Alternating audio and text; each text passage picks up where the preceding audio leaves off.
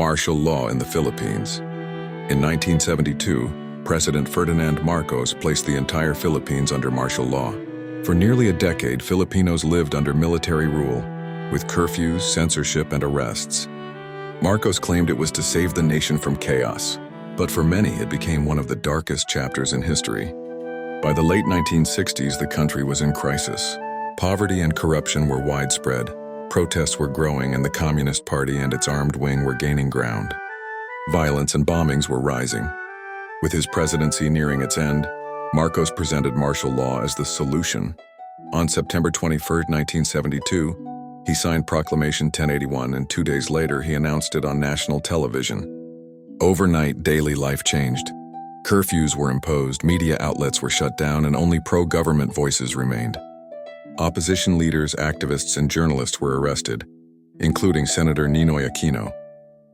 Human rights abuses soon followed. More than 70,000 people were imprisoned, 34,000 tortured, and over 3,000 killed. Families lived in fear. Many disappeared without a trace, and what we now call desaparecidos. Still, Marcos promoted his new society. Roads, bridges, and cultural centers were built. Propaganda painted an image of order and discipline. But behind it, corruption exploded. The Marcos family and their allies were accused of stealing billions of pesos. The economy collapsed under foreign debt and poverty worsened. Despite the danger, resistance grew. Underground newspapers at the Mosquito Press exposed the truth. Students, workers, and even the church organized protests. International pressure mounted as stories of torture and killing spread worldwide. In 1981, Marcos officially lifted martial law, but repression and corruption never stopped. The breaking point came in 1983, when Ninoy Aquino was assassinated after returning from exile. His death sparked outrage and fueled a massive wave of protests. Finally, in 1986, millions of Filipinos joined the People Power Revolution, a peaceful uprising that forced Marcos to flee and restored democracy. Today, martial law remains a deeply debated period.